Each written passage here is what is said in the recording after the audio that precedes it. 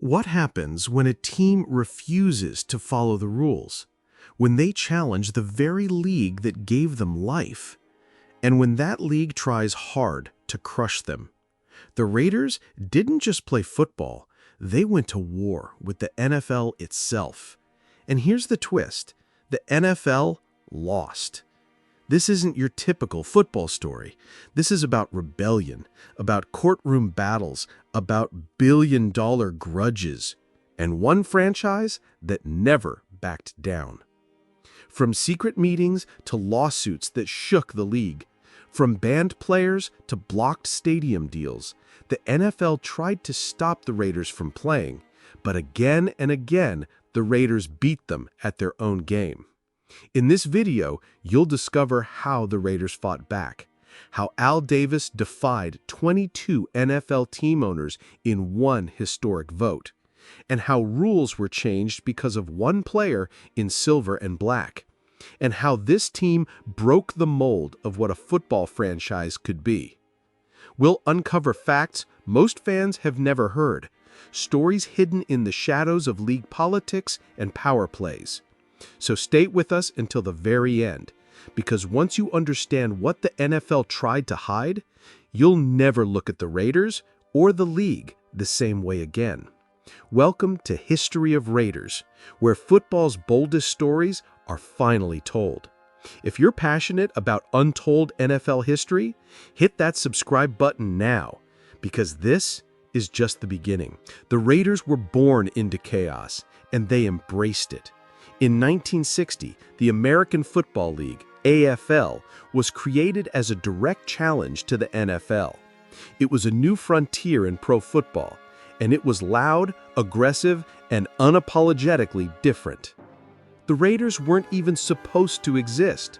They were a last-minute replacement for the Minneapolis team that defected to the NFL.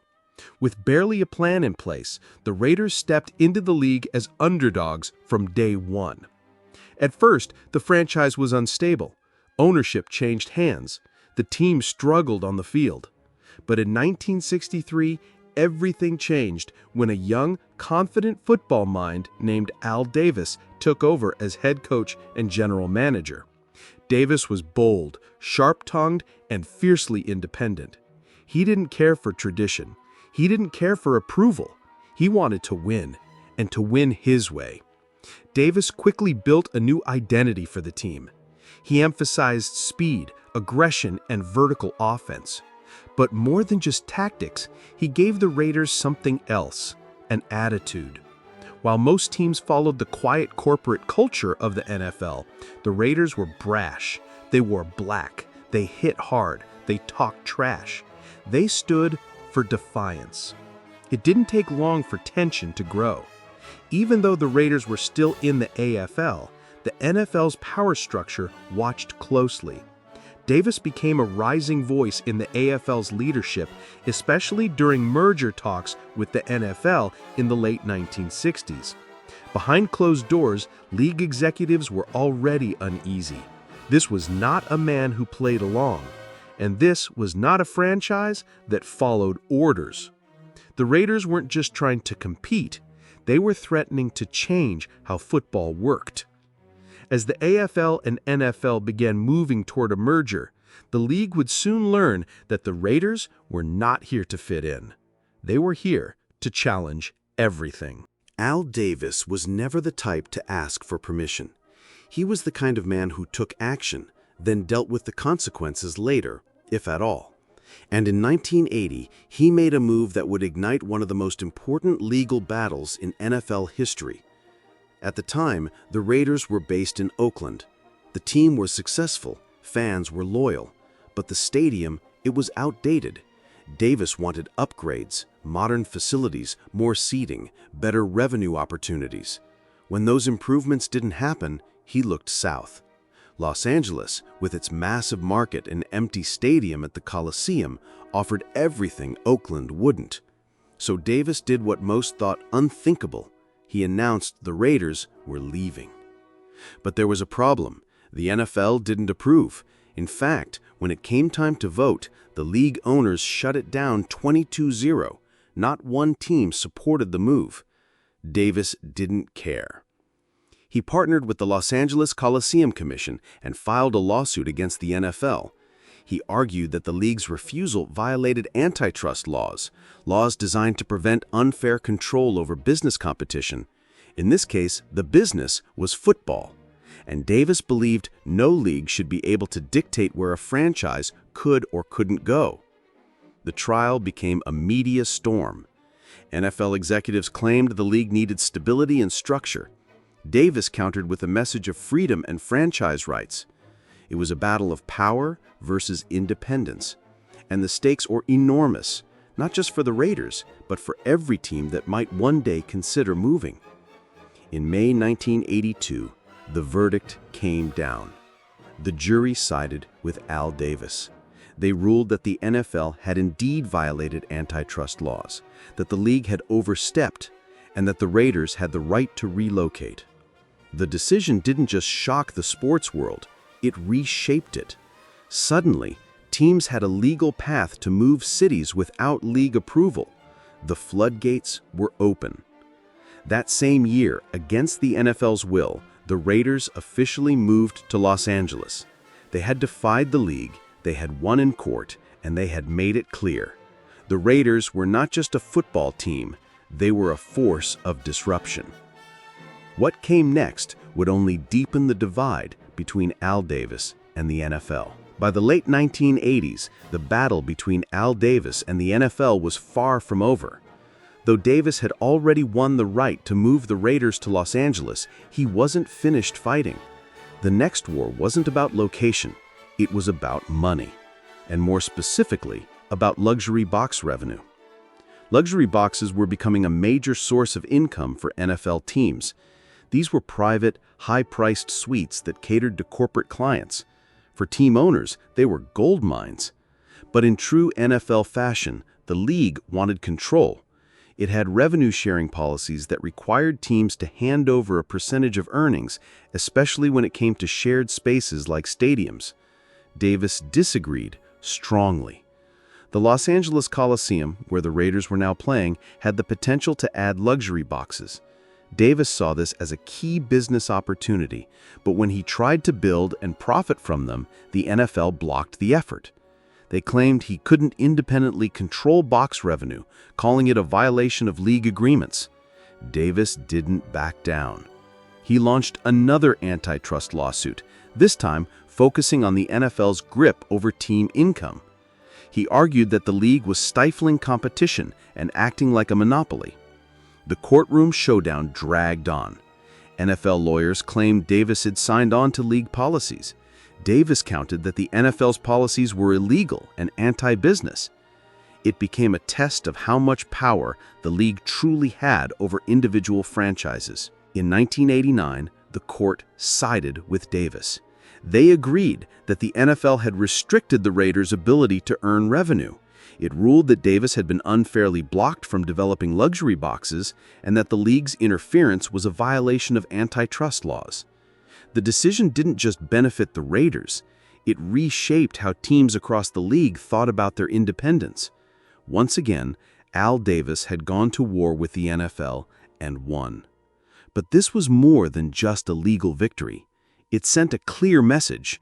No one, not even the NFL, could tell the Raiders how to run their business. In 1980, one Raiders player stood out more than anyone else on the field. His name was Lester Hayes. He wasn't just good, he was unstoppable. Quarterbacks feared him, receivers avoided him, and behind his dominance was a secret weapon: Stickum. Stickum was a sticky, glue-like substance players used to help them grip the football. It wasn't illegal at the time. In fact, many players across the league were using it quietly. But Lester Hayes didn't hide it. He slathered it on his hands, arms, even his jersey. He looked like a linebacker dipped in honey. And it worked. In the 1980 season, Hayes racked up 13 interceptions. He was named NFL Defensive Player of the Year. The Raiders won the Super Bowl. Hayes had become a nightmare for opposing offenses. But not everyone was impressed. Behind closed doors, the NFL didn't like what they were seeing. League officials said it looked messy, unprofessional. More importantly, it gave the Raiders once again an edge the NFL couldn't control. So in 1981, the NFL banned Stickum, just like that. It wasn't just a rule change, it was a direct response to Lester Hayes and the Raiders. The league called it a cleanup of the game, but to the Raiders, it felt like sabotage. They argued that the rule wasn't about fairness, it was about targeting. Other teams had been using Stickum too, but only the Raiders were punished in public. Hayes had changed the game, and now the league wanted to erase that advantage. After the ban, Hayes tried to adjust, but he was never quite the same. His interception numbers dropped. The fire was still there, but something was missing. And just like that, one of the most dominant cornerbacks in NFL history had his legacy cut short, not by age or injury, but by a rule made to stop him. The Lester Hayes rule, as fans would later call it, was more than a ban on Stickum. It was a reminder, when the Raiders found a way to win, the league often found a way to push back. The Raiders were never just another football team. They were different, loud, aggressive, and proudly rebellious. From their silver and black colors to their pirate logo, the Raiders stood for something the NFL wasn't used to: defiance. While most teams followed a polished, conservative image, the Raiders went in the opposite direction. They embraced players with long hair, black eye paint, and a mean attitude. Their uniforms didn't just represent a team, they represented an identity, an outlaw spirit, a challenge to everything the NFL tried to control. This wasn't by accident. Al Davis built the Raiders that way. He didn't just want talent, he wanted edge. He wanted players who felt overlooked, rejected, and angry. He gave them a home. The result? A team of so-called misfits who took pride in being the most intimidating force on the field. The NFL, meanwhile, didn't like the image. Behind closed doors, league executives saw the Raiders as a problem. Their aggressive style, both on and off the field, didn't match the NFL's preferred brand. This was a league built on order, discipline, and clean-cut heroes. The Raiders were rough, emotional, and unapologetic. And then there were the signings. Al Davis often went after players the rest of the league had given up on, players considered too old, too injured, too risky. Some had been in trouble. Some had clashed with coaches. But with the Raiders, they got a second chance. Davis didn't care what the league thought. If you could play, you were welcome. Even the way the Raiders lined up, dressed, and acted during games stood out. They wore their jerseys looser. Their coaches looked like they belonged in mob movies. Their hits were harder. Their celebrations were louder. To many fans, it was thrilling. To the league office, it was dangerous. While other teams stayed quiet, the Raiders talked back. They pushed limits. They bent rules. They embraced a bad boy image the NFL desperately tried to erase. But the more the league pushed back, the stronger the Raiders' identity became. They weren't just a football team anymore. They were a movement, a symbol of rebellion inside a sport that demanded conformity. In 1995, the Raiders returned to Oakland after 13 years in Los Angeles. But this homecoming was anything but peaceful. What looked like a reunion on the surface quickly unraveled into another chapter of tension, lawsuits, and league interference. Al Davis didn't just come back to Oakland for nostalgia. He expected upgrades. He wanted a modern stadium, improved facilities, and a stronger revenue model. But the Oakland Alameda County Coliseum was still outdated. Promises were made, on paper, to renovate it. The city and county offered a deal worth nearly $200 million, including luxury boxes and a new training facility. Davis took the bait. But soon, reality hit. Construction delays, cost overruns, revenue shortfalls. The new luxury suites didn't sell like the city had projected. The Raiders accused local officials of failing to deliver the promised amenities and marketing efforts. The team filed a lawsuit seeking over $1 billion in damages. Behind the scenes, the NFL wasn't eager to back Davis either. The league had never fully embraced his move back to Oakland. Quietly, some owners questioned whether Oakland could sustain an NFL team long-term. Others wanted the Raiders to stay in Los Angeles, a much larger market. And once again, Davis found himself clashing with the league's top brass. There were ongoing fights over media rights and advertising control. Practice facilities became a sore spot, with the Raiders stuck in a setup they considered second-rate. Davis demanded upgrades or alternatives, threatening to leave Oakland again if the city failed to deliver. Meanwhile, the NFL didn't step in to support either side. In fact, many believed the league was deliberately distancing itself from the mess. That silence spoke volumes. The dysfunction between the Raiders, the city of Oakland, and the NFL continued for years.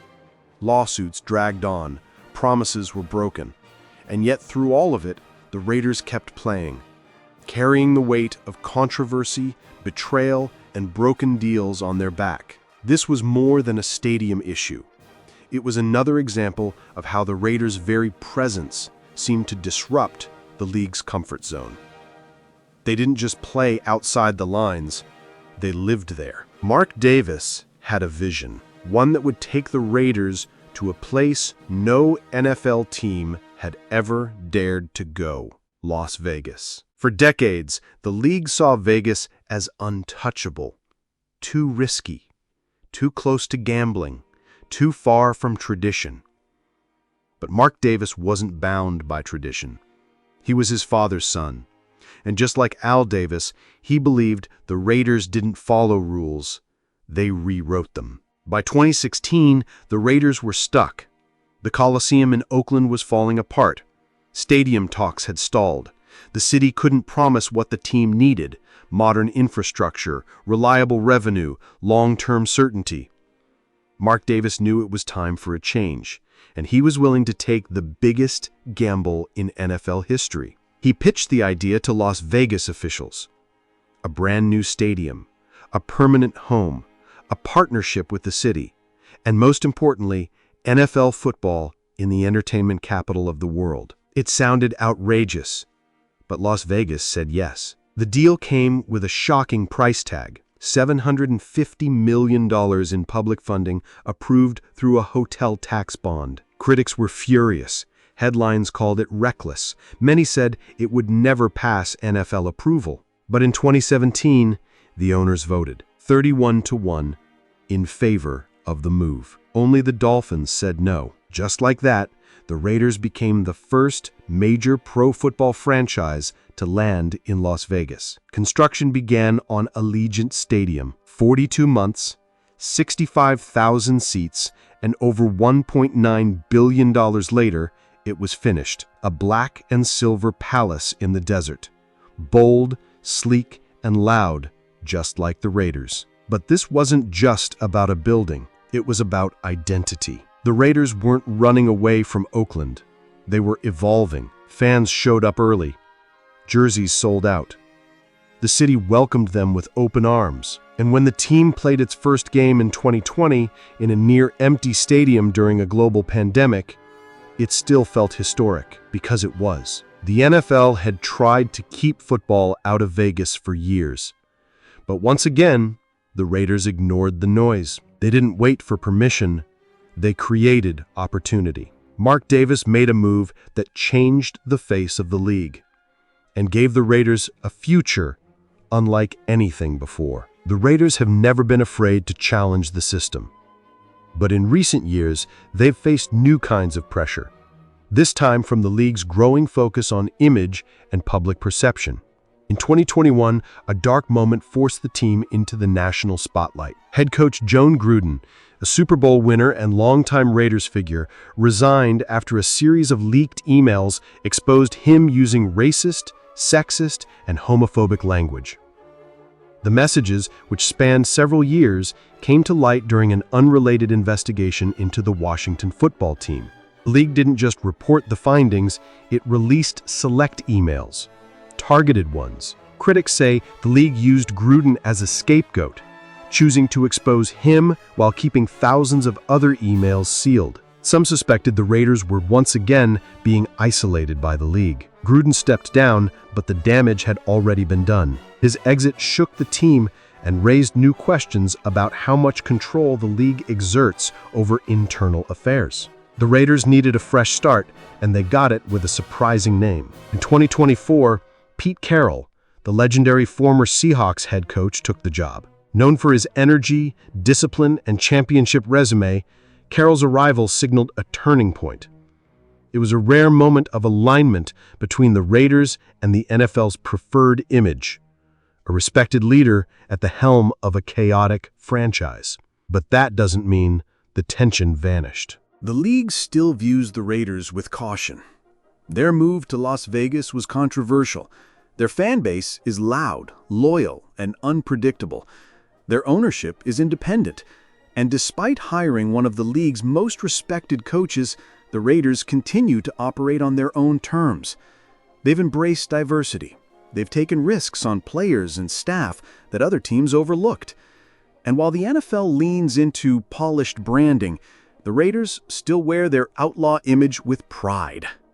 Even now, decades after the first lawsuit, the NFL isn't fully comfortable with them. The Raiders represent something bigger than football. They're a reminder that control can be challenged. And they're still doing it. The Raiders have never followed the script. From their earliest days, they clashed with the NFL, not just over rules or games, but over power, image, and control. They didn't just play football. They challenged the system that ran it. And they won battles most teams would never dare fight. Through courtroom victories and public defiance, the Raiders carved a path unlike any other franchise. They moved cities without permission. They sued the league they played in. They stared down the NFL's top brass and refused to blink. These weren't just business decisions. They were statements, loud, sharp, and impossible to ignore. Culturally, they embraced what others feared. The Raiders welcomed outcasts, misfits, and rebels. Their silver and black uniforms became armor for players who didn't fit in anywhere else. And their fans? Just as fierce, just as loyal, just as unrelenting. The team became a movement, one that represented independence in a league that demanded obedience. And in doing so, they changed how the NFL operates. Franchise rights, stadium deals, revenue control, the Raiders forced the league to evolve. What one team once couldn't do without league approval, the Raiders did. And now, because of them, other teams can too. They weren't trying to be icons. They were just being themselves. But by refusing to play by the NFL's rules, the Raiders reshaped those very rules. Their legacy isn't just in trophies or stats. It's in every corner of the league that had to bend because of one team's refusal to break. The Raiders didn't follow tradition. They created a new one rooted in resistance, power, and fearless identity. The Raiders didn't just survive the NFL's attempts to hold them back, they reshaped football. Every challenge, every courtroom battle, every rule change meant to stop them only made them more dangerous. Every time the NFL hit back, the Raiders came back stronger, louder, and more unshakable than before. They forced the NFL to adapt. They opened doors that were meant to stay closed. And they proved that a team doesn't have to fit into a system to succeed. In fact, breaking the system might be the only way to change it. This team didn't just play the game, they rewrote the rules. They didn't follow the league's blueprint, they lit it on fire. And every time the NFL tried to silence them, the Raiders answered with a roar that echoed through the league. They didn't ask for permission, they set the rules. That's not just football history, that's the true history of Raiders.